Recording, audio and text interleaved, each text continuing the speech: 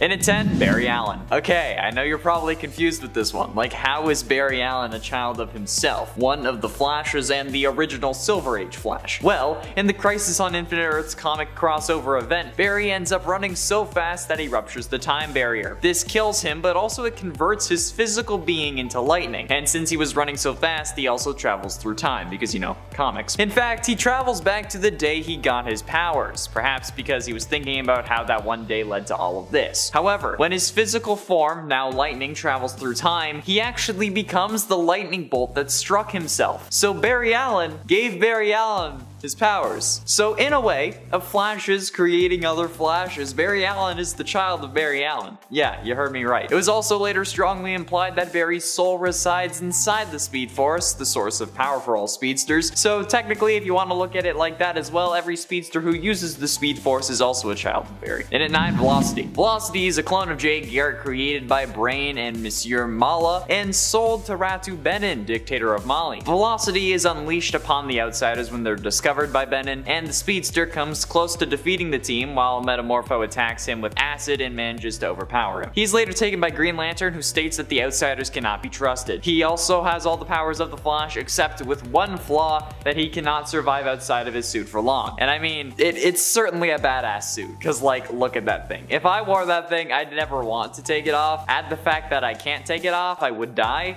and then there's no way that you're getting that thing off me. And Velocity, like Jay Garrick, doesn't need access to the Speed Force to run at superhuman speeds, which is certainly beneficial if, say, the Speed Force were to die because the Spectre had to unlock its power during Crisis and it threatened, you know, to end life on all planets and literally every other Earth was destroyed and you were stranded at the vanishing point, you know. And at 8, Jenny Onatz. Jenny Onatz was the granddaughter of Barry Allen and a speedster like him. She was a member of the Legion of Superheroes under the name XS. Despite her ancestry though, Jenny did not at first display any signs of super speed. However, the Dominators, knowing her family heritage, captured her. And at the sight of seeing her father tortured, her latent super speed powers did activate. She managed to escape with her father before stray fire from the Dominators caused their base to explode, and during the Legion's first trip to the 20th century, XS was separated from them. She ended up meeting her cousin Impulse and became good friends with him. She ended up revealing how she was participating in an archaeological dig in the future, and XS fought side by side with Impulse and other speedsters during the events of Dead Heat. Afterwards, the 27th Century Flash fixed her grandfather's cosmic treadmill, enabling her to go home. Unfortunately, she overshot, encountering 2 further incarnations of the Legion before getting back to her time. Impulse, though, left her a goodbye note in the building that she was participating in excavating, so that's sweet. And at 7, Malcolm Thawne. Malcolm Thawne is the lost twin brother of Barry Allen. He is Cobalt Blue, one of a number of evil counterparts of the Flash that wields the blue flame. On the stormy night of May 13th, 2 pregnant women came to the office of Fallville, Iowa's Dr. Gilmore. However, the doctor had been drinking that night and he had sent his nurse home. The child of one of the women, Charlie Thawne, had been strangled by its own umbilical cord,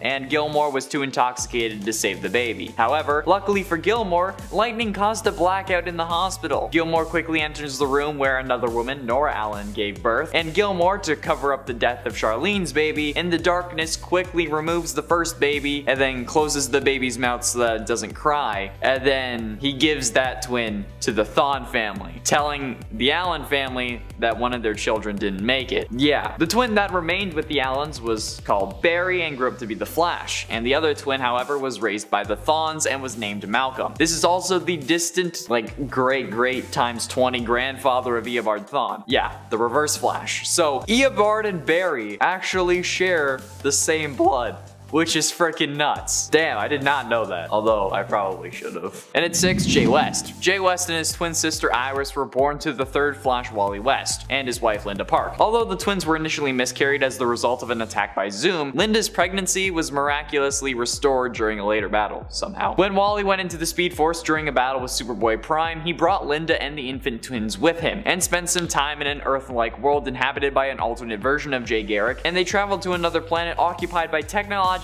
advanced aliens who had dealings with a Flash in the past. Yep, this is actually true. When they were first born, Jay and his sister exhibited no signs of having inherited their father's powers. However, after turning 3 months old, their metabolisms sped up and they began to age rapidly and exhibited powers. Their alien hosts, I mean, like, not like they were hosted, like the aliens that were living with the Wests, I guess I should say. Taught Linda the basics of operating machinery that would stabilize the twins' powers, and I guess kind of halt their accelerated aging. Jay once overheard his father explain this to a Justice League teammate though, and he mentioned the possibility that the twins could age so much that they died. Deeply frightened by this, he kept this information to himself, but later on did reveal it to his sister, who she revealed that she already kind of guessed that. I mean, like, it's kind of obvious. Halfway through into number 5, Nora West Allen. In a previous timeline, Nora went back to the past to finally meet her father and became part of Team Flash, working alongside her parents and her friends. However, unbeknownst to the team at the time, Nora was working with Eobard Thawne, who was imprisoned in 2049, on a secret agenda to destroy Cicada's dagger, and so that he would be saved from execution, whereas Nora was trying to save Barry from vanishing in a future crisis. After Team Flash defeated Cicada by administering the metahuman cure to her younger self and destroying her uncle's dagger, Nora was then erased from existence once a new timeline started to set in. However, in the current post-crisis timeline created by Oliver Queen and the Paragons, Nora is a vigilante operating in 2049 who fights metahuman criminals such as Godspeed alongside her younger brother Bart. During one fight with Godspeed though, he went to the Flash Museum and used the cosmic treadmill to travel back in time. Fearing that they would never be able to find him if he got away, Nora and Bart broke their family's #1 rule and decided to follow him, eventually ending up in the present. Well, I guess our present, not their present.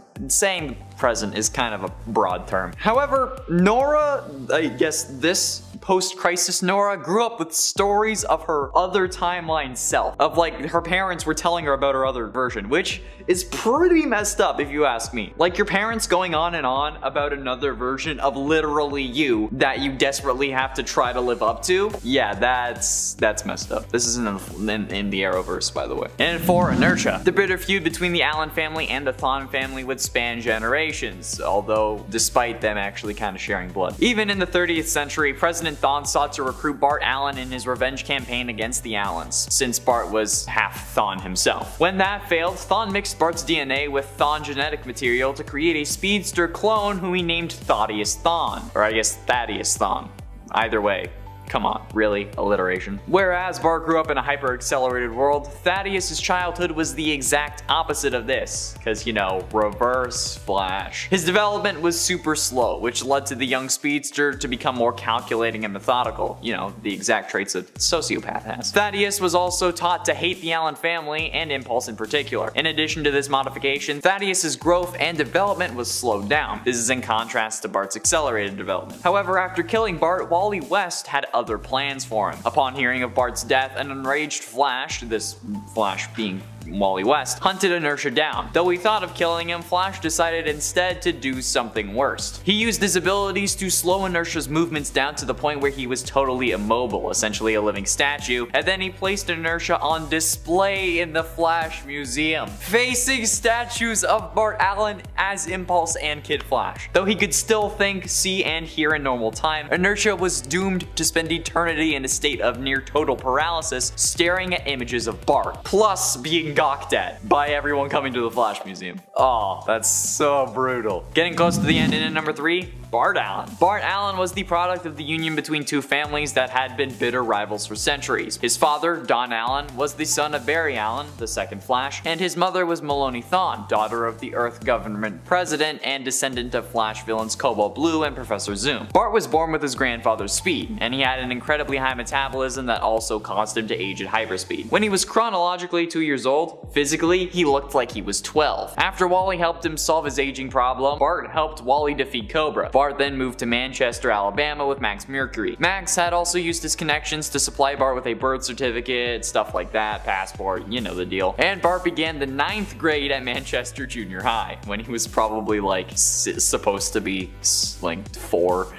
He managed to make quite a few friends, chief among them being Carol Buckland. Max continued to train him in the art of super speed, having him run off courses while dodging axes and knives and solving jigsaw puzzles in midair. You know, Stuff like that, I guess. Ultimately enlisting his aid to battle his old foe Savitar. During this time, Bart served a brief stint in the New Titans before becoming one of the founding members of Young Justice, before getting killed. But ultimately, in at number 2, the Tornado Twins. The Tornado Twins, Dawn and Dawn Allen, are the children of Iris West and Barry Allen. In one of the possible futures, instead of being heroes though, they turn into supervillains and terrorize the future Central City. According to Professor Zoom, one of the reasons for this change was because of Barry's absence in their lives, which made them misguided and hated their own father, which is weird because in the Flash show, Nora was like obsessed with her dad, but you know, whatever. Dawn, D-O-N, is the father of Bart Allen, and Dawn, D-A-W-N, is the mother of Jenny Ognatz. The duo though ended when Dawn was killed by a Dominator in the Flash number 769, nice, in June of 2021. These are pretty damn powerful characters, and they're at number 2 because you kinda have to count them together, so yeah, 2 people is definitely gonna be more powerful than 1. But this is actually, interestingly enough, supposed to be the twins that Barry had in the original Arrowverse timeline. However, seemingly after Flashpoint, it went from Dawn to Nora, and then it went from Nora to Nora and Bart. This seems to be hinted at since during the 100th episode of The Flash that takes place in season 5, a 2015 Thawne disguised as Harrison Wells assumes that Nora's name is Dawn before being corrected by Barry. And finally, in at number 1, the Forces. Okay, this is certainly going off book here, but the most recent season of The Flash introduced 3 additional forces into the Arrowverse. While recreating the Speed Force with the power of love and positive thinking, Barry and Iris ended up creating 3 new forces along with it. For the first half of the season, these are kind of the big bads of the show. However, for some reason, since they were created along with the new Speed Force, they refer to these forces, including the Speed Force itself, which materializes as Nora Allen, Barry's mother, as their kids. Which is weird enough given that technically Barry has now given birth to his mother in a sense, but by that definition, the forces are also literally the most powerful children of the Flash. They're literal forces of nature. They refer to themselves as a family. The Sage Force calls the Strength Force his sister, and Barry and Iris mom and dad. And technically, without Barry and Iris, they wouldn't have been born. However, since I'm referring to the Arrowverse versions of these forces, plenty of diehard comic fans are going to be mad at me, but that's fine. Barry literally gave birth to the Speed Force, and that's enough for me to claim that they're his most powerful children. Deal with it. Number 10, Crusader. Crusader is the daughter of X-Men team member Rogue and Avenger Captain America. I know, a weird combination. But in the reality of Earth 9811, these two ended up together after the heroes and villains on Battleworld decided to call a truce. Remaining there, they settled down and raised families, putting their differences aside. I'm not sure how their relationship worked, with Rogue not really being able to touch people and all at this point, or how she had a child considering that, but perhaps, like on Earth 616, she eventually was able to work through the trauma causing this side effect of her powers. Or perhaps the Captain America of Earth 9811 was immune to her involuntary energy and power draining effects. Either way, Sarah is their daughter. She gets much of her power from her mother, or rather she gets much of her power from the power her mother had absorbed in her day, meaning that Sarah is super strong, durable, and can fly. She is also considered worthy enough to lift Thor's hammer and wields her father's shield. Number 9, Wolverine. I really wanted to put Laura Kinney higher up on this list because, well, I love her so much, but unfortunately the Psionics are just always pushing some of my favorite and most powerful characters further down on these lists. Those Psionics. Oh well. Laura Kinney as X-23 and now Wolverine is still one of the most powerful children of the X-Men around. Some argue that she is more clone, while others argue that she is more biological offspring of Logan, but in reality, she's kind of a bit of both. She was created as a female clone of Wolverine after his genetic material was combined with that of her creator, scientist Sarah Kinney. Sarah noticed that there were damage spots basically in the samples of Logan's genetic material that they had, which was why their cloning process had been unsuccessful up to this point. And so she used her own genetic material to patch those rough spots, which made Laura a female clone. Sarah was forced to carry Laura to term as a surrogate by her jealous colleague Xander Rice, as punishment for even creating the female clone to begin with, a strategy that admittedly had not been approved. Laura has powers similar to her father. She has a regenerative healing factor and was also trained from birth to be a skilled fighter, bodyguard, and assassin. And friends, before we move on to this next spot, if you are loving this list and you want to learn about more children of the X-Men, there are a lot out there in the multiverse. Be sure to let us know by giving this video a thumbs up. Number 8. Chimera. Chimera is the daughter of Storm and likely Black Panther, who hails from the alternate reality of 13729. Yeah, sadly Storm and T'Challa have never had a child together in the main continuity. I know, it's a bit of a bummer. Unless they had like a real secret child that we just don't know about yet, but I doubt it. Chimera seems to have inherited the powers of her mother, but also shares a connection to the Earth, which allows her to draw on and harness its energy. She is also a skilled tracker and can communicate telepathically with animals. I'd also assume, as she's the daughter of Storm, that she's a skilled combatant as well. As while Storm is more well known for her goddess status and weather manipulation powers, she is also an extremely skilled fighter. And if she's Black Panther's daughter, then she should definitely be a skilled fighter. I mean, you got two amazing parents that are both amazing fighters, so just saying. Number 7. Charles Xavier II. Charles Xavier II is the son of Charles Xavier and Mystique, if you can believe that. I know, it's pretty shocking. Charles Xavier II was technically born into the reality of Earth 616, where we later find out that while Mystique actually took the form of Moira when giving birth, Charles actually knew that he was in a relationship with Raven, so it wasn't like a trick of hers. They were actually just wanted to be together, I guess. This version of Charles, however, is an all grown up one from the alternate future of Earth 13729. When his powers first manifested, he accidentally killed his adoptive mother and ended up later joining forces with his half-brother Raze, another child of Mystique's sired by Wolverine, another child of the X-Men. Charles Xavier II has a brilliant and conniving mind and, like his father, is an immensely gifted telepath, capable of using his powers to bend others to his will. Number 6. Polaris. Polaris is the daughter of Magneto, and while you might not think of Magneto as being an X-Men, considering, you know, he started out as an X-Men villain, he has also worked with the team before and even served as a member himself. Heck, at one point he was in charge of the whole New Mutants crew, let's not forget that. Magneto may have some questionable methods when it comes to getting justice that put him on the spectrum of villain, but I think at the end of the day, he's just trying to do what's best for mutants. Or at least what he thinks is best for mutant kind. Polaris, like her father, also has magnetic-based powers, which, like her father, are also pretty impressive. Polaris is considered an alpha-level mutant and recently got to join the X-Men team herself after being elected to join them in the Krakoan X-Men elections. Psychic elections. Imagine if we could all just vote psychically. That would be awesome. That would be so much easier. You would just like sit down and you'd be like, who do I want to vote for?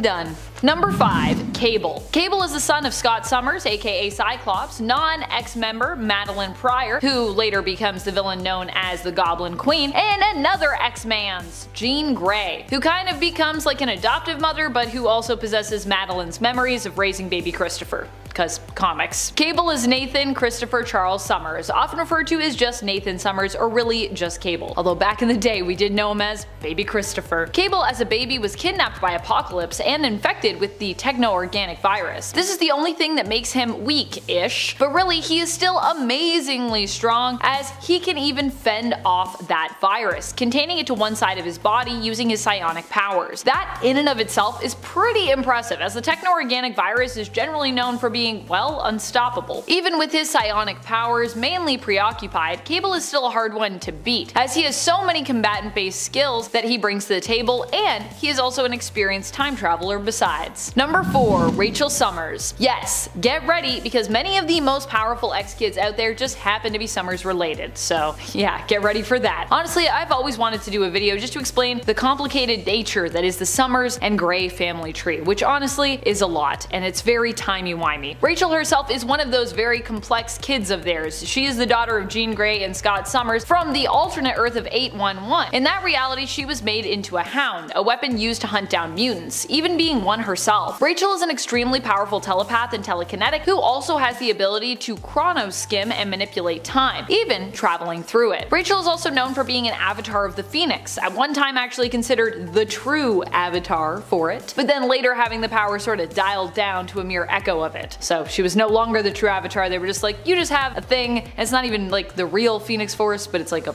version of it. Still, the seeming piece or echo of the Phoenix Force that resides within her has been known to flare up from time to time, or her connection to the Phoenix Force, however we want to see that, occasionally boosting Rachel to an off off the charts level of power. But like I said, that doesn't happen all the time. Number 3. Hope Summers. Hope is the adopted daughter of Cable, who was originally known as the Mutant Messiah Baby. Cable saved Hope from Bishop, who basically wanted to destroy her. In Bishop's reality, the Mutant Messiah would end up causing the event that led to the oppression and persecution of mutants. However, in Cable's reality, the Mutant Messiah would grow up to become a savior. So you can see why these two were opposed on this topic. For the X-Men of Earth 616, the Mutant Messiah was the first new mutant to have been born since basically M-Day, and so she brought hope to the mutants of the 616 reality. Cable body slided with Hope to another time to raise her in safety. He would end up naming Hope after her adoptive mother, his love who died, Hope, and she got the Summers name from Cable himself. But although she looks a lot like Jean, she actually has no biological relation to the Summers or the Grey families, at least not that we know of. Hope's mutant abilities allow her to copy the powers of anyone within a certain range. Hope also gains access to these powers without struggling at all to use them, receiving them basically at their peak level and with the auto knowledge basically of how to use them. So if you're like, oh, she's gotta like figure it out, no, she's just like instant god mode with those powers basically. Number 2. Scarlet Witch. Wanda is known for being one of the most powerful beings in the Marvel Universe. She has used her powers to completely warp reality the world over, and her chaos magic has pulled off other immensely world-changing feats, such as flipping the alignment of all major heroes and villains in the comics during the events of Axis. Initially, her chaos magic powers were believed to be somewhat mutant in origin. In fact, they were kind of presented initially as like Jinx-like mystical mutant abilities during her first appearances. However, we've since learned that both Wanda and her superpowered brother Pietro, aka Quicksilver, were never really mutants at all, nor were they related to Magneto. However, they still spent a good amount of their life around Magneto, who secretly believed them to be his children, and then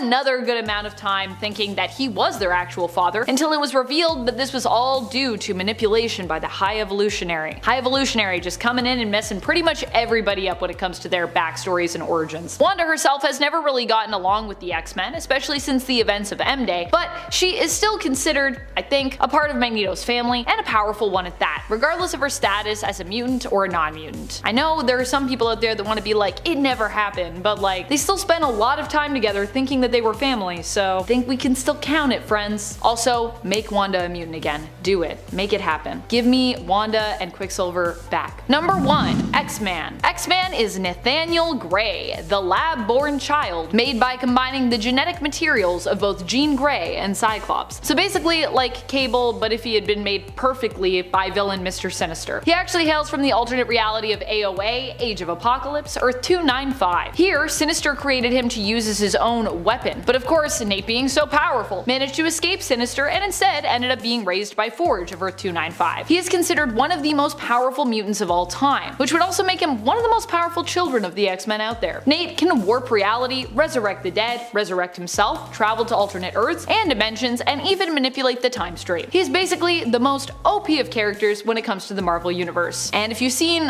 artwork of him, you will probably recognize him as someone who looks like Mutant Jesus, which yes, he is god level, so that is the point.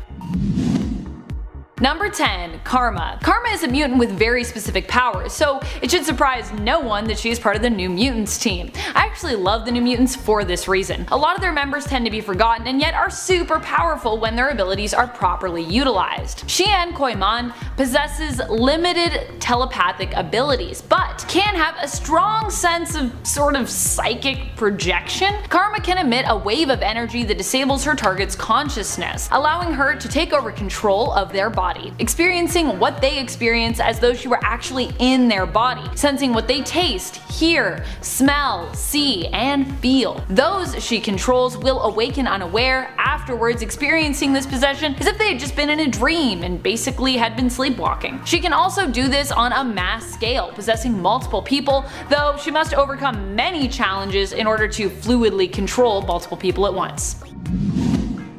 Number 9. Hijack. Hijack is David Bond, a technopath mutant who can use his abilities to telepathically control any vehicle. He has used his powers to control massive sentinels and even control an entire helicarrier. The rule seems to be if you can steer it, fly it, or drive it, Hijack can control it. Although it has been implied that the vehicle in question likely needs to have some kind of mechanical makeup, so sailboats are probably not something Bond could manipulate, unless you had a sailboat that also had an engine, which I think is a thing now. I don't think all sailboats are just sails. Still, in a world where we are surrounded by tech and tons of engine-powered vehicles, David Bond's abilities are pretty powerful. Alas, he has only appeared in less than 50 issues of comics. Someone tell me, where is David Bond now? Where is he on Krakoa? Is he there? I want to see him.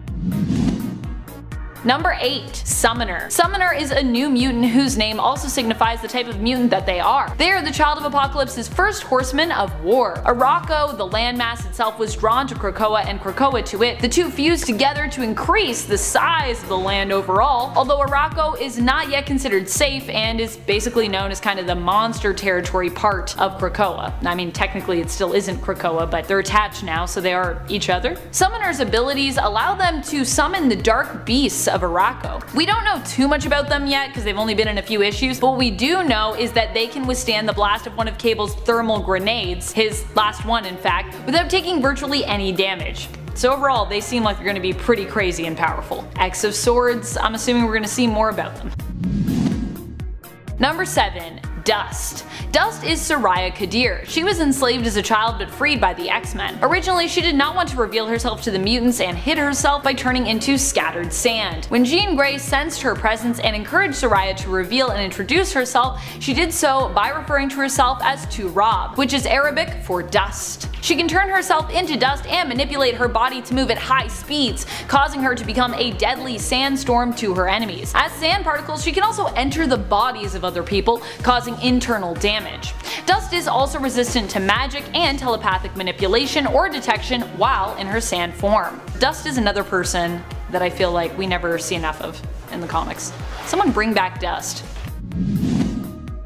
Number 6. Layla Miller. Layla's abilities, skills, and powers tend to be pretty specific, which means that she might not inherently seem powerful to readers. Layla has been shown to be able to reanimate beings, heal wounds, and appears to be immune to reality warping. She also has a lot of knowledge about her own future life and the events surrounding it, as she spent time in the future and then returned and uploaded all she had learned into her younger self when she returned to that Layla's present, which I guess was technically her past. Her vast knowledge often comes in handy and is what helped the mutants to figure out who was really after the baby mutant Messiah during the events of Messiah Complex. Her own knowledge has also technically helped her in gaining the knowledge that she is needed to have in order to gain it, if that makes any sense. Timey-wimey stuff.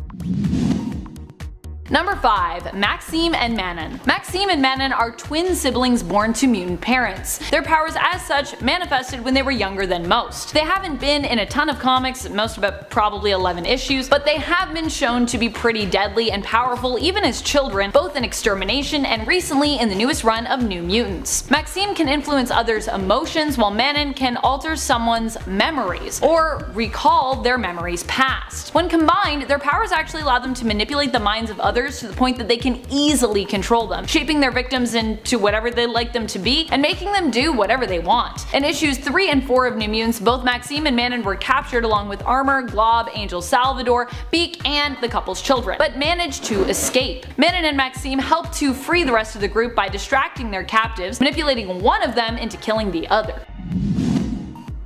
Number 4. Mirage. You might not recognize her mutant name, but if you've seen the New Mutants film, or you are familiar with the New Mutants at all, Mirage will be someone that you maybe know. Mirage is actually Daniel Moonstar. Standard X-Men fans may be less familiar with Dani, but she has also been one of the X-Men, and she is known for her affiliation with the New Mutants crew and all the female defenders who are also known as Valkyror. Dani herself became a Valkyrie when the New Mutants were kidnapped by Amora the Enchantress and taken to Asgard, so she doesn't just have her mutant power of illusion creation and telepathy, which originally she could only use to recreate the fear of others, but she also has some of the powers granted to Valkyries. Oh, and she can make cool psionic arrows too.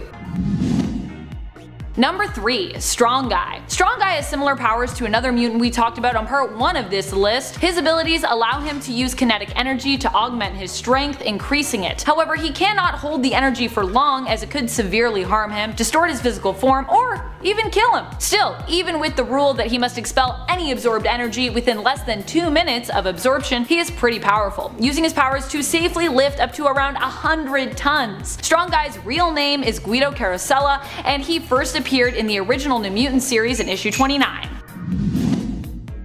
Number 2. A mutant with no name. In the alternate reality belonging to the Ultimate Universe of 1610, we got a story that introduced us to a mutant who had no name. This mutant's powers were so devastating that we were not permitted the time to get to know him. His powers had only just manifested, but they were so deadly that they caused the deaths of over 200 people in his hometown, including his parents and his girlfriend at high school, with the deaths being almost instantaneous. But there was no snapping involved. It wasn't a Thanos thing. No Infinity Gauntlets.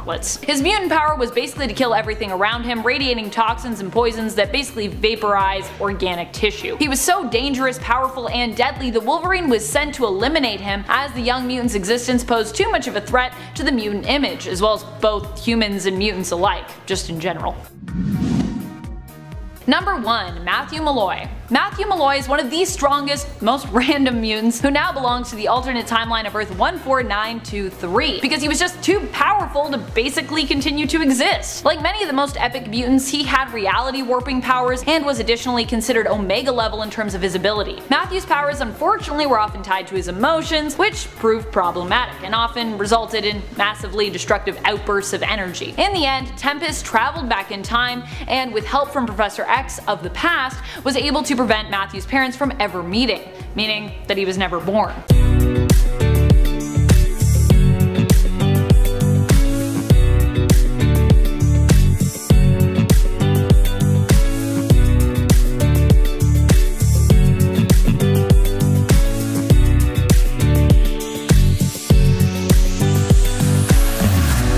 Number 10. Kristoff and Kadira Von Doom. Kristoff and Kadira Von Doom are the children of Storm and Dr. Doom. They come from the novel series X-Men: The Chaos Engine, which is actually a trilogy wherein we explore what would happen if 3 great villains took control of the Marvel Universe, creating their own version of a perfect world using the Cosmic Cube. It starts off with Doom's variation on this world. In this reality, Dr. Doom has made Storm his wife, and she rules by his side as his Empress. The union of these powerful characters produces 2 children, Kristoff and Kadira. We can assume, of course, being the children of both Doom and Storm, that they would be physically, mentally, and demonstrably powerful when it came to their abilities, especially being raised by these 2 powerhouses. Also, if I wasn't clear about this is an alternate reality, so if you're like, when did this happen? It is not main continuity. And friends, before we move on to this next spot, if you are loving this list and you want more children of the X-Men, they have a lot of kids if we, surf through the multiverse, so we could do it for you. If you want that part 3, be sure to let us know by giving this video a thumbs up. Number 9. Nocturne. Nocturne is the daughter of Nightcrawler and Scarlet Witch. Obviously, not from the main continuity. In fact, Talia Wagner is known for being a part of a multiversal hero team, the Exiles. Nocturne is from the alternate reality of Earth 2182. In fact, back on her home reality, which first appeared in Millennial Visions, Talia is also known as a member of the X-Men team, fighting alongside her father, Nightcrawler, who is actually their field leader. She is a low-level telepath with incredible superhuman agility skills, the ability to wall crawl, and the ability to fire powerful brimstone hex energy bolts, something inherited from both her father and her mother. Nocturne's physical appearance is also similar to her father's, a bit demonic looking, and of course, blue. All my blue X-Men.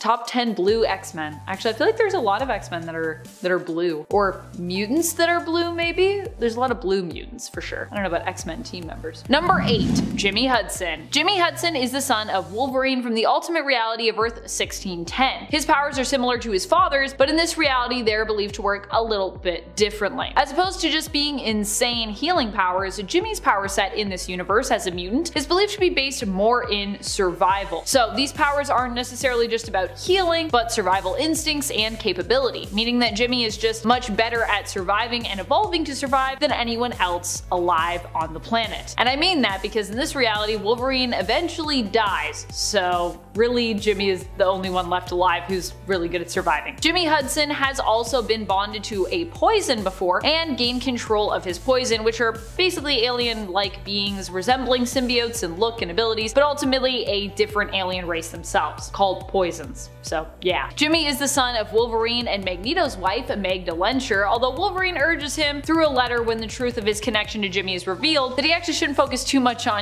who his biological parents are. Jimmy was raised by adoptive parents. His dad actually served with Logan in the war and agreed to look after Jimmy in his father's place, even giving the young boy his own family name, Hudson. Number 7. Esme. Esme is one of the main Stepford Cuckoos. Well, I mean, I guess they're all pretty main, but you know what I mean. She's probably one of the most well-known if we're talking offhand about how many of the cuckoos you can name. Esme and the other cuckoos are basically like the children of Emma Frost, although as I've said before, not children that she had consensually. And I didn't say that before in this list, but if you've heard me talk about the Stepford Cuckoos and their relation to Emma, yeah. Instead, these were lab babies basically made from Emma's eggs that were stolen from Emma while she was in a comatose state. Esme, like the other cuckoos, is kind of like a genetic clone as well as a child of Emma's, and Emma actually does consider the cuckoos to be like her daughters. She treats them as though they were her own flesh and blood, and often her own responsibility, kinda stepping in to like play mom sometimes, although she does give them freedom to make their own mistakes. I guess what I mean is Emma isn't known for being like a controlling kind of parent. She's like, I'm here when you need me, otherwise you do you. More recently in the comics, Esme, known for her diamond form and powerful telepathic abilities, teamed up and primarily dated young Cable. Well, technically all the cuckoos were dating him at one point, though I would say Esme was basically the main squeeze of young Cable, and the sister that he was most taken by while he was dating all of them. And if you're like, whoa, how did that happen? The Stepford Cuckoos, they share things because they're kind of like a hive mind. So they're like, we'll just all date this person. It's cool. Also Krakoa. Everyone's dating everyone.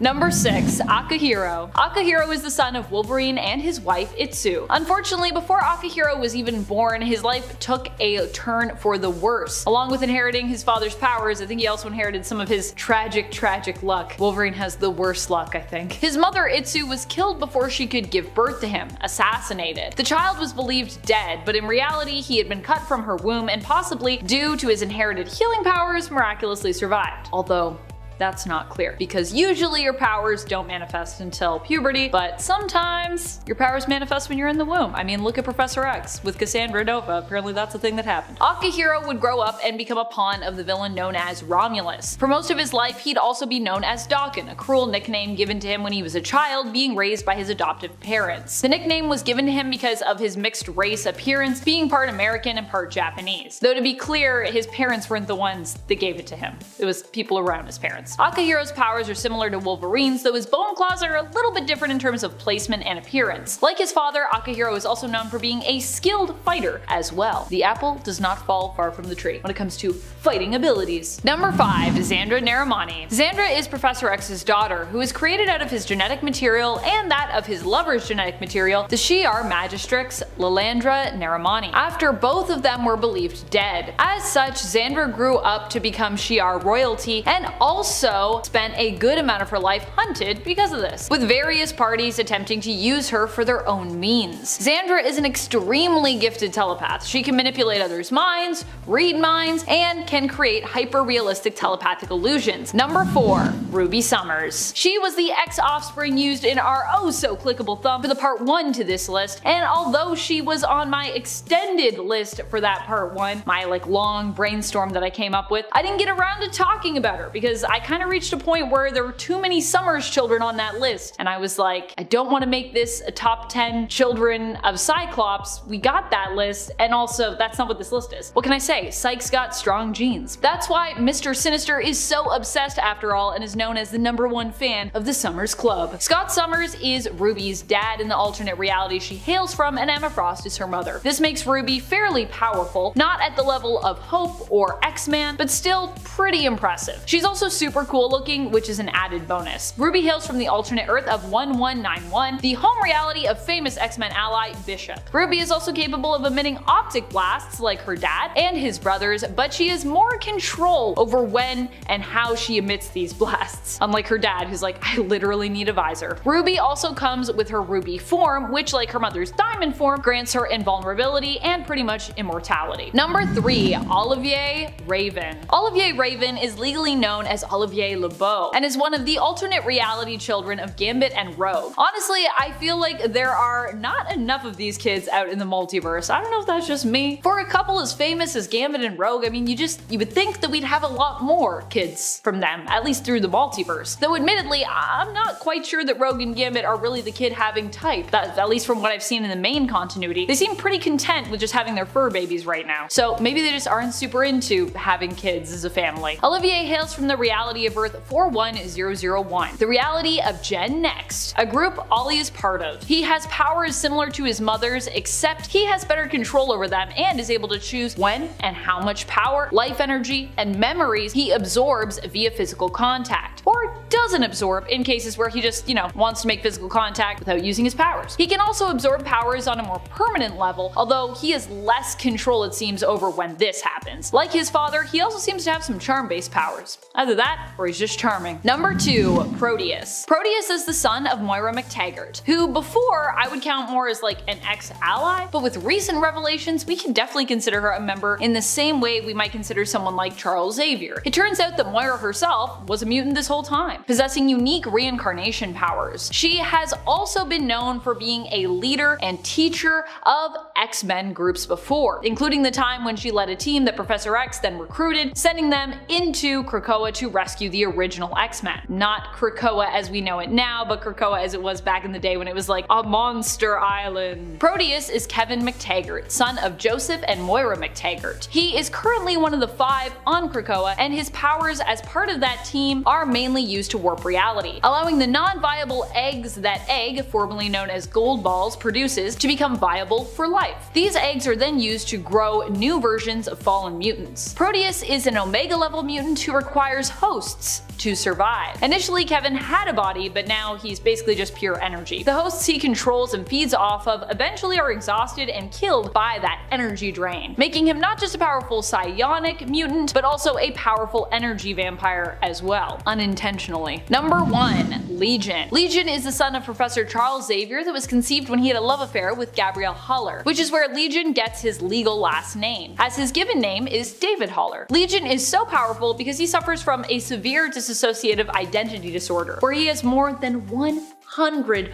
personas residing within him. Each persona has a number, many of names, and they each have their own specific power set that show up whenever they take over. Because of this, there is almost nothing that Legion isn't capable of. He can manipulate matter and time. We've seen him time travel and completely warp reality as a result of his possible abilities. He also has some pretty powerful hair, which I gotta say, I'm happy that he still rocks even now in the current modern day comics. He's still got that sweet hair. So tall. Number 10. Van-El. Van-El is the imaginary son of Superman that he is made to believe he had in the Superman Annual from 1985, Annual number 11, from the original Superman series. Superman ends up being put in a trance by a plant that starts to kind of attack him as part of a villainous plot. While he's in this trance, he sees what life would be like if he had remained on Krypton and grew up there.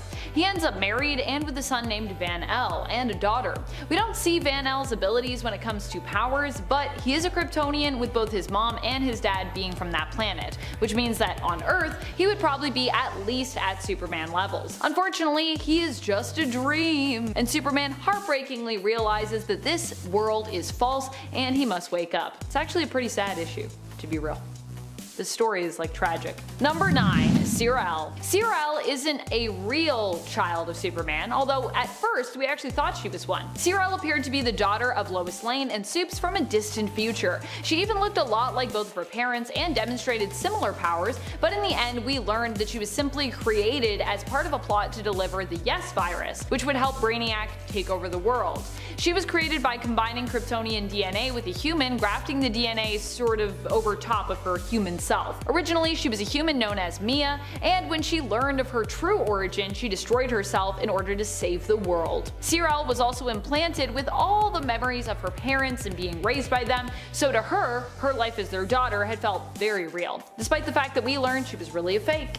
Fake daughters, I feel like, should still count, especially if they have memories of being raised. And friends, before we move on to this next spot, if you are loving this list and you are loving my super comfy sweater, be sure to let us know by giving this video a thumbs up. And if you don't like my comfy sweater, don't tell me, because I don't want to know. It's really comfy, okay guys? I got it for $5 at Value Village, don't judge me. Number 8. Superwoman. Superwoman is Kara Kent, the daughter of Superman and Lois Lane from the alternate reality of Earth 3839.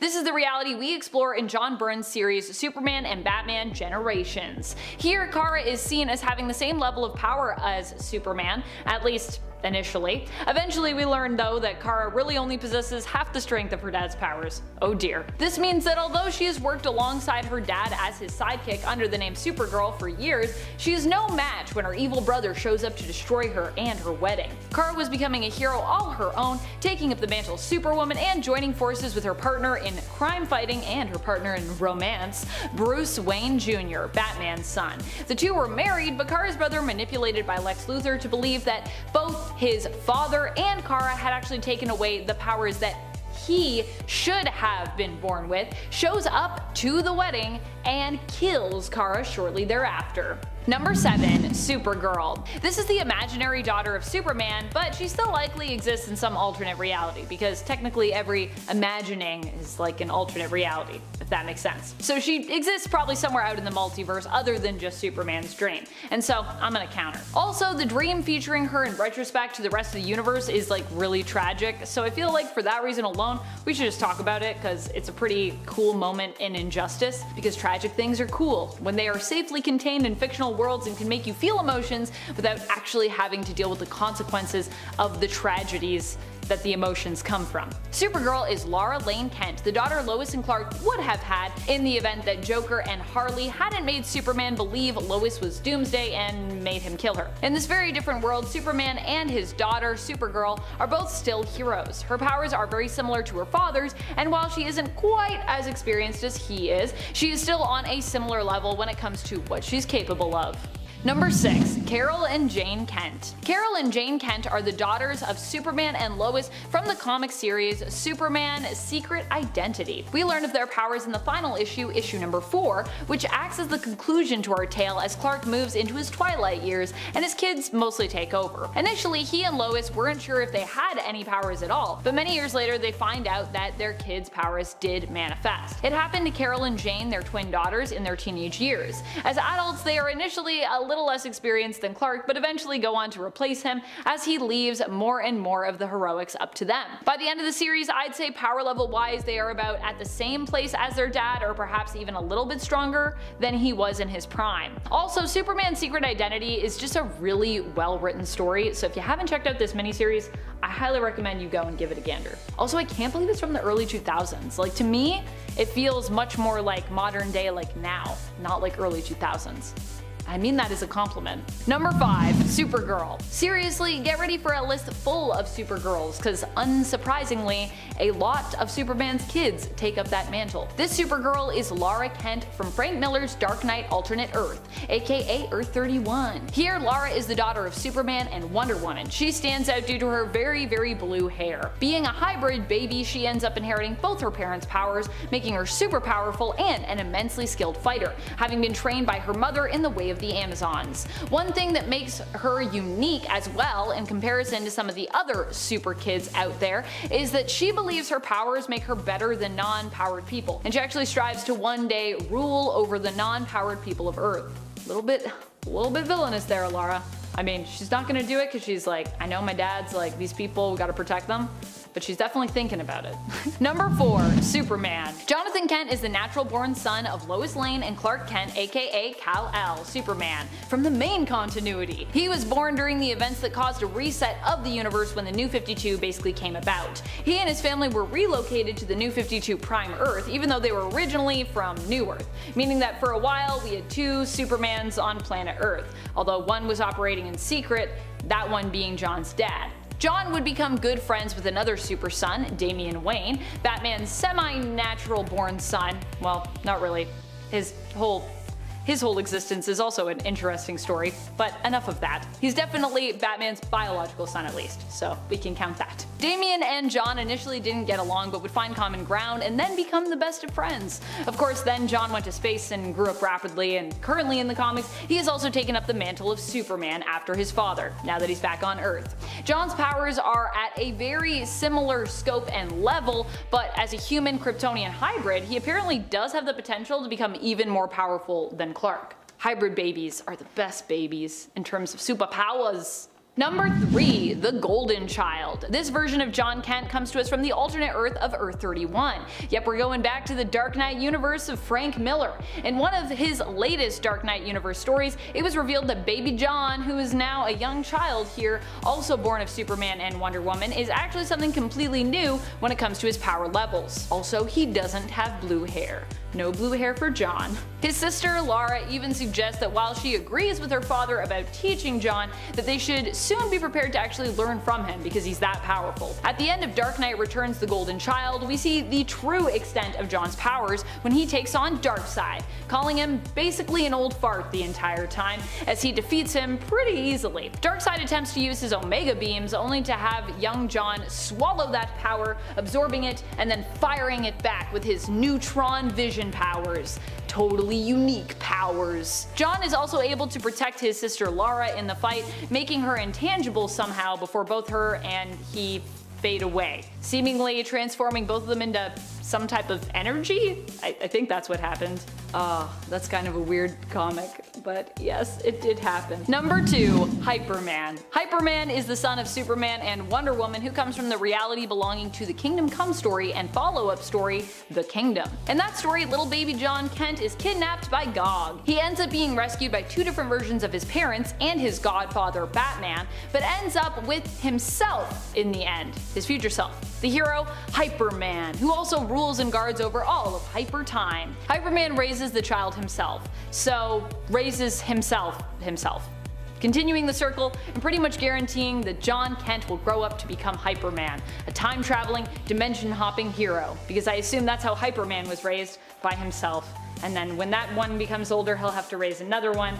I feel like this is a time loop and it will never end. Number 1. Supergirl. This version of Supergirl is Ariella Kent, the daughter of Linda Danvers' Supergirl and Superman of Earth 1. Yeah, it might sound weird to think that Supergirl and Superman got it on and ended up having a kid together, but remember, this is Linda Danvers' Supergirl. No relation to Supes, and it's also a Superman from another alternate reality because it's Earth 1 Superman, who is therefore even further removed to any kind of relation or affiliation with Linda. Ariella Kent ended up kind of being time or reality displaced due to continuities needing to be altered and set right, but she is still probably out there somewhere in the cosmos, somewhere in the multiverse, although we haven't seen her in the comics for a long time. Ariella was known for her massive power levels, which as a child she had a hard time actually fully comprehending, meaning that wherever she went she generally caused a lot of destruction.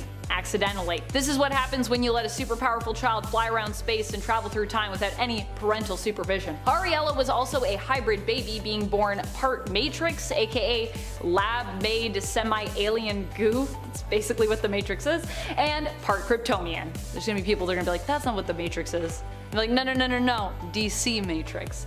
Look it up. It was a weird thing, but it happened.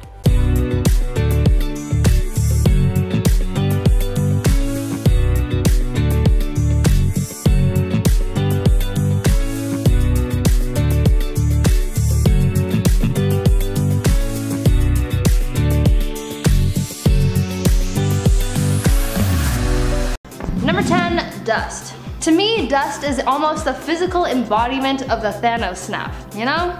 Anyway, Sora Kadir, aka Dust, is a mutant whose abilities allow her to transform her body into, well, dust. She was born in Afghanistan and was sold into slavery. She displayed her powers when a slave trader tried to remove her kneecap, and she flayed him alive. Yes, she flayed him alive.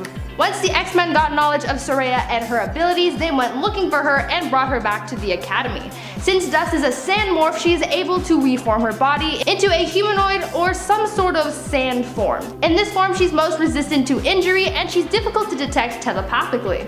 In this sandstorm form, she's able to hurt her enemies by scouring the flesh from their bones, as well as being able to enter their lungs, hurting their opponents from the inside. Number 9. Kitty Pryde. Kitty Pryde's powers are some of the most useful ones around. She can phase through almost anything and as such can travel into some of the most secure locations in the world without any trouble. Not only that, but she can use her phasing abilities in a fight to become completely untouchable, phasing through her opponents or even making her opponents phase momentarily only to become solid once again with something now lodged inside them. Kitty also received a power upgrade from an artifact known as the Black Vortex, which granted her more control over her powers while also increasing increasing their strength to an extent. Number 8. Magik. Illyana Rasputin, aka Magik, is the younger sister of Colossus, and she's got a pretty long list of abilities. She's able to teleport, she can levitate, she has the power of necromancy, she can absorb souls, she's a master swordsman, she possesses a soul sword, and she can astral project. She's got a large skill set, as you can tell. Illyana was trapped in Limbo after being kidnapped by Belasco. During her time in Limbo, this dimension's version of Storm taught Illyana how to use spells and magic, and the cat is the one who taught her how to be a master swordsman that she is today. She also learned dark magic from Chthon, and he's like one of the most powerful demons in the Marvel Universe, so you know she got a good education from him. In a way. At one point, Illyana was even able to extract a piece of her soul to create the Soul Sword, and she used this to take over Limbo. She then returned to Earth and later learned that she was able to cover her body in Eldritch armor when she summons the Soul Sword. So not only is she a powerful sorcerer, but she also has magical armor to boot. Number 7. Selene. Selene is known for being a powerful energy vampire and is something we don't really talk often enough about on this channel. She was originally known in the comics for being the Black Queen of the Hellfire Club and is an ancient immortal. So how does she stay looking so young? By feeding on the psychic energy of others. But Selene isn't just a vampire, she is also known for her telepathic and telekinetic skills. She has also been shown to demonstrate other powers over the years, like pyrokinesis, and has dabbled in magic as well. Not only that, but the energy she consumes can also be used to reinforce her physical strength and speed. Number 6. Hope Summers. Basically, Hope Summers is Mutant Jesus.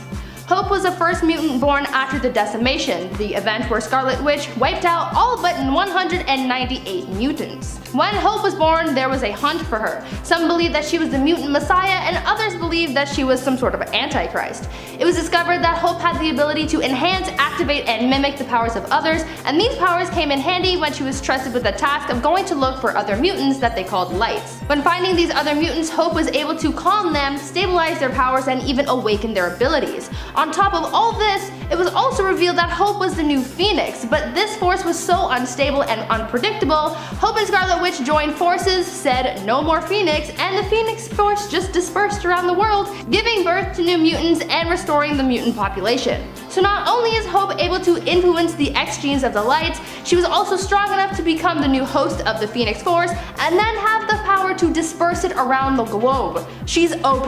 That's just my take on it. She's OP. Number 5. Emma Frost. On the flip side of the coin from Selene, who we talked about earlier, we have Emma Frost, the White Queen. Emma is also known for being a very powerful telepath, and while she might not be as versatile as Selene, she doesn't need to feed on psychic energy like Selene does. Emma Frost is often referred to as the White Queen from her time as being a part of the Hellfire Club as well. She was the White Queen. See what I'm saying? Emma started out originally as a villain in the comics but didn't stay one for long, eventually reforming and even joining the X-Men team. She's an adept teacher and leader in addition to her powers. She's not only an immensely skilled telepath, but also possesses her diamond form, which makes her almost indestructible in battle. Almost. Number 4. Rogue. Rogue is the adopted daughter of Mystique, so you already know that if Mystique likes her, there's gotta be something special about her. We covered this in our last collab together, but Mystique isn't really the best mom, so for her to willingly take on the responsibility of being a mom, it's gotta be for a good reason. She's given away too many kids already. Rogue is another super powerful mutant. She has the ability to absorb the life forces, abilities, personality, and other physical characteristics of others through touch. She also had superhuman strength during the period of time that she had absorbed Carol Danvers' powers and personality within her. Now just think about how OP that is. Not only does Rogue have the ability to take the powers of others, but in certain scenarios she's also able to tap into the stolen abilities and use them against her opponent. This happened a lot while she had Carol Danvers still inside her, because not only was she able to tap into her abilities, but Carol was also able to take over Rogue's body in a way when Rogue was unconscious or under a lot of stress. So that's pretty powerful if you ask me. Also, a little side fact for ya, Mystique would have actually been Rogue's biological mom if the character's creator Chris Claremont hadn't left Marvel in 1991. so there you go. Number 3. Storm. Storm is referred to as a goddess for a good reason. She is a mighty hero who wields influential power over the elements. While this doesn't seem to be a power that Thor often reaches for in the comics, despite also possessing that, Storm does not shy away from using her mutant gifts against her enemy. When fighting Storm, you'll want to watch out, as it is easy for her to call down a bolt of lightning to strike you at any point. As a child, she also possessed a fear of small spaces, known as claustrophobia. In the past, when this fear has been evoked, like when Doom encased her in a form-fitting metal shell, Storm has also been shown to tap into the full potential of her powers, creating storms massive enough to envelop the whole planet. Number 2. Rachel Summers. One of the most powerful and often underrated mutants of all is Rachel Summers. Rachel is the daughter of Scott Summers and Jean Grey from an alternate timeline. She was born with a small part of the Phoenix within her. Instead of her mother perishing after the X-Men's clash with the Shi'ar, Jean lived and married Scott. Together they had Rachel, and because this version of Jean was still bonded with the Phoenix Force at the time, a part of the cosmic entity lives on in Rachel. Aside from her connection to the Phoenix Force, which grants her awesome powers, enhancing both her telekinetic and telepathic powers as well, Rachel also possesses the ability of time manipulation. Her time manipulation powers are complex and can be useful in a variety of ways, such as when we see her use them in 2020's X-Factor in issue 1, to chrono-skip through the time of an object belonging to Northstar's sister, Aurora, in order to track her down and investigate her death. Number 1. Jean Grey. Jean Grey is probably one of the most, or even the most powerful mutants, simply because of her ability to control the Phoenix Force. Going from being X-Men's weakest member to being its strongest, Marvel Girl died, and like a phoenix was reborn as well, Phoenix. In the Uncanny X-Men issues 101 to 108, also known as the Phoenix Saga, we watched as Jean became the powerful mutant Phoenix, and then in Uncanny X-Men 129 to 138, we saw her evolve into Dark Phoenix. The Phoenix Force is a sum of all life in the universe, and it takes hosts through time, so this thing is already pretty damn powerful. But things get cranked up a few notches when Phoenix is corrupted by evil, taking on the new Dark Phoenix persona. In this state, she consumes a star and 5 billion people on a nearby planet. Now if that doesn't scream all-powerful being, then I don't know, man. Ultimately, Jean's personality, buried way down there, manages to take control, and the Phoenix ends up dying by suicide. Again, even when she's not technically the all-powerful Phoenix, Jean's personality was strong enough to sort of take down the Phoenix from the inside.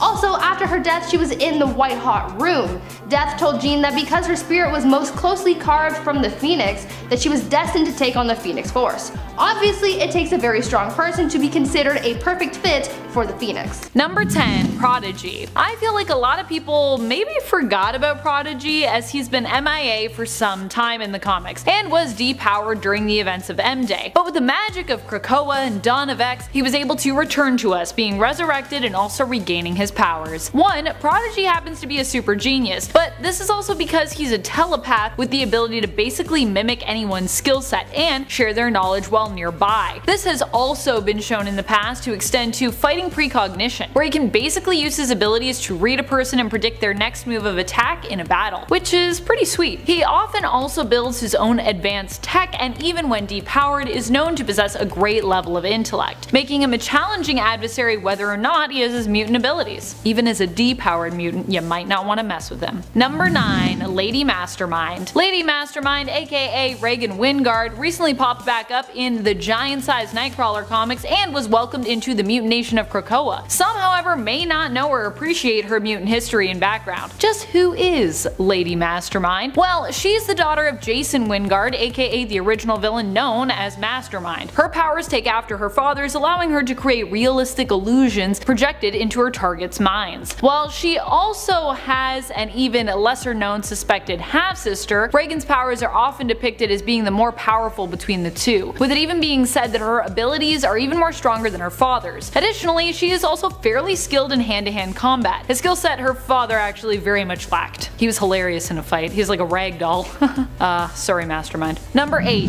Gentle. Gentle is a mutant with the abilities of super strength. I know, very hilarious considering his name. He can grant himself immediate muscle mass that basically allows him to change size and increase his strength when needed. It is yet unknown just how strong Gentle can make himself, and he is also known for being someone who could potentially even take on the Hulk, although he is more of a pacifist, hence his name. Gentle's real name is Nezno Abidemi. I hope I'm saying that right. Nezno Abidemi. I'm sorry if I'm saying it wrong. It's a hard one to say. He was raised in Wakanda, but always felt like an outsider because his father was Russian. When his mutant abilities surfaced, it was actually Aurora Monroe Storm, who was queen at the time in Wakanda, who encouraged him to be sent to the Xavier Institute so he could learn how to better control his powers. His vibranium tattoos are also meant to help him to control those powers. Also, vibranium tattoos are super cool, but I think they're also super painful to get, so maybe don't get them. You can't, because it's not a real substance, but still. Number 7. Egg. Fabio Medina might not seem like a powerful mutant based on his ability, but since his rise to the supremely important mutant group known as the Five on Krakoa, he can be considered one of the most important and powerful mutants around. When he combines his powers with that of the Five, he has control over life and death. Originally, the bouncy gold balls that he shot forth from his chest were believed to be nothing special, but it was later revealed that these balls were actually infertile eggs, which could be used in the process of resurrecting new mutants. Number 6. Tempest. Eva Bell is another member of the Five. She has actually appeared in less issues than Egg, if you can believe it, despite the fact that she has a pretty neat power set, and it's been neat since the beginning, which allows her to time travel. Tempest, as she used to be known, was able to control the passage of time in a specific pocket of space. She could also slow time in a current space that she also inhabited, either slowing time around her or creating time bubbles to manipulate time in that bubble, where she could speed it up or slow it down. The only challenge for her has been losing control of her powers, which can cause them to behave unpredictably. Still, controlling time is a pretty impressive and powerful ability to have. Number 5. Empath. Manuel de la Rocha made his first appearance in the original New Mutant series, where he was part of Emma Frost's team known as the Hellions. He's recently reappeared in the newest Hellion series from 2020 and proves just how powerful, but also how sadistic he can be. Empath's power is, you guessed it, empathy, and he can use this power to not only sense others' emotions, but also to control them, in effect manipulating others into doing whatever he wishes them to do. His influence can be subtle, such that someone might not even realize they're being manipulated by him, or it can be more forceful, turning his victims into complete husks of their former selves and bending them fully to his will. Number 4. Vulcan. Vulcan is one of the most powerful mutants around, being an Omega level mutant, skilled in energy manipulation and absorption. Yet he is somehow the lesser known of all the Summers despite his insane power levels. He has also demonstrated the ability to absorb his opponent's powers as well, and use them for himself on the rare occasion. Vulcan is the youngest Summers brother, also known as Gabe Summers, and we only learned of his existence in 2006 when he first appeared in the comic X-Men Deadly Genesis issue number 1, and yet he is considered the most powerful of these three. Number 3. Orphan Maker and Nanny. Orphan Maker still remains a relatively mysterious character, though is also one who still proves to be a force to be reckoned with in combat. Orphan Maker is also known as Peter and was part of a plot of Mr. Sinister's originally. However, when Mr. Sinister decided that Peter could not be controlled, he decided to eliminate him. Nanny, an insane cyborg, however, saved him, believing it was her responsibility to look after orphan mutant children and protect them. Although I will say she's got a weird way of going about it. While insane, Nanny was also once a scientist and remains quite intelligent. She actually outfitted Orphan Maker with weapons and a powerful suit to help her in her task. While it's still unclear as to what Orphan Maker's true mutant powers are, and while he seems to still have the mind of a child, probably due to Nanny's manipulation, his suit and weapons make him a formidable foe in combat, and he often uses pixie dust in battle to help Nanny influence and control the minds of their opponents, as she herself is a telepath, but a weak one, so she needs a little bit of help. Needs a little bit of pixie dust. Even during a fight with Cyclops, Scott's optic blasts were unable to harm Orphan Maker while he was in his armor, with Scott's blast simply reflecting off the armor, causing more harm than help, really. Number 2. Trinary. Considering the modern age we live in, Trinary is a pretty powerful mutant. Her abilities allow her to control all tech that is within her line of sight. She has used these powers to move massive sums of money digitally and to manipulate and control Sentinel tech.